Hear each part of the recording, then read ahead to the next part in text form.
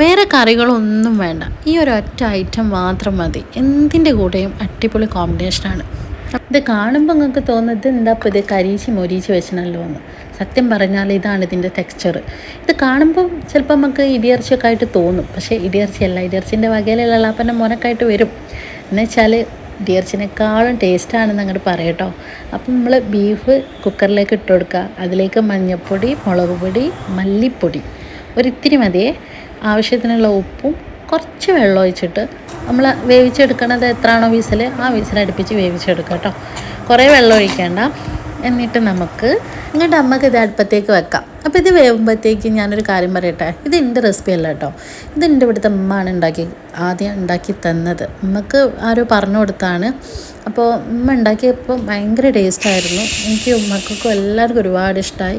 പിന്നെ എപ്പോൾ നമ്മൾ ബീഫ് വാങ്ങിയാലും ബീഫ് ഒരിത്തിരി മാറ്റി വെക്കും കേട്ടോ. എന്നിട്ട് ഇതുപോലെ ഉണ്ടാക്കി മക്കൾക്കൊക്കെ സ്കൂളിലേക്കൊക്കെ കൊടുത്തേക്കും. അവർക്കും ഭയങ്കര ഇഷ്ടമാണ്. ഒരിത്തിരി കൂട്ടിയിട്ട് നമുക്ക് ഒരുപാട് ചോറ് കഴിക്കാം കേട്ടോ. അപ്പോൾ നമ്മൾ വേവിച്ചെടുത്ത ബീഫ് നല്ലോണം നമ്മൾ പൊടിച്ചെടുത്തിട്ടുണ്ട്. നമ്മൾ ഈ സമൂസയ്ക്കൊക്കെ പൊടിച്ചെടുക്കുമല്ലോ, അതുപോലെ നല്ലോണം പൊടിച്ചെടുത്തിട്ടുണ്ട്. എന്നിട്ട് അതിലേക്ക് നമ്മൾ ഉള്ളി ചേർക്കുന്നുണ്ട്. ഉള്ളി ഒരുപാട് വേണ്ടവർക്ക് ഒരുപാട് ചേർക്കാം, കുറച്ച് മതി.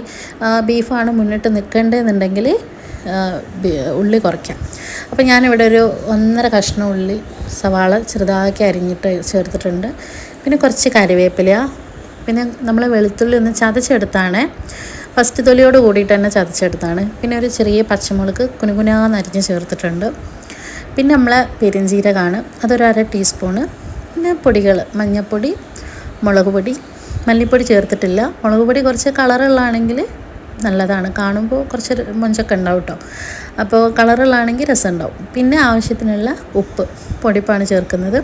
പിന്നാണ് നമ്മളെ മെയിൻ ഇൻഗ്രീഡിയൻറ്റ് വരുന്നത് തേങ്ങയാണ്. തേങ്ങ ഒരു 2 പിടിയോളം ഞാൻ ചേർക്കുന്നുണ്ട്. നല്ല ടേസ്റ്റാണെന്ന് വെച്ച് കഴിഞ്ഞാൽ ഈ തേങ്ങയും ബീഫും ഉള്ളിയൊക്കെ നന്നായിട്ട് ഇങ്ങനെ മുരിഞ്ഞ് വന്നിട്ട് അത് ഈ ചോറിൻ്റെ കൂടെ പത്തിരിയുടെ കൂടെ ഒക്കെ കഴിക്കാൻ ഒന്നും പറയണ്ട, നല്ല ടേസ്റ്റാണ്. ഉണ്ടാക്കി നോക്കണം, അതാണ് അതിൻ്റെ ഒരു ഇത് കേട്ടോ. അപ്പോഴേ നമുക്കത് അറിയാൻ കഴിയുള്ളൂ. എന്നിട്ട് നമ്മൾ ഈ കൈ വെച്ചിട്ട് നന്നായിട്ട് അങ്ങ് തിരുമ്മി കുഴക്കണം. അതിൽ വലിയ അറപ്പും കാര്യമൊന്നും വിചാരിക്കേണ്ട കേട്ടോ.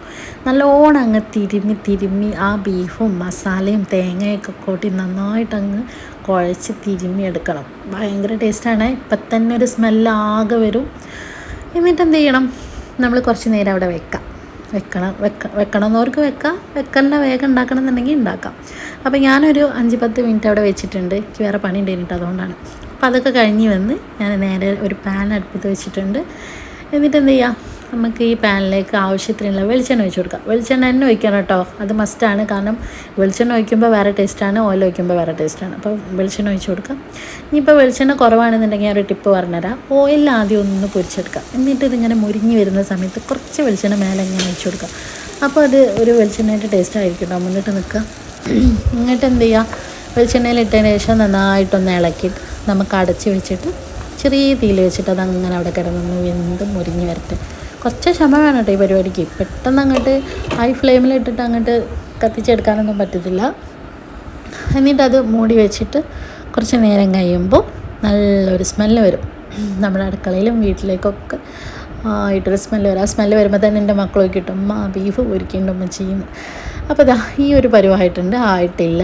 ഇത് ഇനിയും മുരിയാനുണ്ട് കേട്ടോ. അപ്പോൾ ഇങ്ങനെ മുരിഞ്ഞ് വരുമ്പോൾ ആ നിറമൊക്കെ ഇങ്ങനെ മാറി ഒരു കറുപ്പ് കളർ ഇങ്ങനെ ആയി വരും. ആ സമയത്താണ് ശരിക്കും ഇതിൻ്റെ പരുവെന്ന് പറയുന്നത്. അപ്പോൾ ഇതിപ്പം കറക്റ്റ് പരുവായിട്ടുണ്ട് കേട്ടോ. ഇനി ഇത് ഒന്നും കൂടെ നമുക്ക് വേണമെങ്കിൽ ചോപ്പിക്കാം. പക്ഷേ എന്താ അറിയോ, പറ്റ അങ്ങ് ക്രിസ്പി ആയിപ്പോവും. പിന്നെ കറുമുറ വലിയ കഴിക്കേണ്ടി വരും, ആ ഒരു ടേസ്റ്റ് ഇങ്ങോട്ട് കിട്ടത്തില്ല. അപ്പോൾ ഈ ഒരു പരുവായി കഴിഞ്ഞാൽ നമുക്ക് തീ എല്ലാം ഓഫ് ചെയ്യാം. അപ്പോൾ എല്ലാവരും ഒന്ന് ട്രൈ ചെയ്ത് നോക്കൂ കേട്ടോ. നല്ല അടിപൊളി ഡിഷാണ്, പെട്ടെന്ന് ഉണ്ടാക്കാം.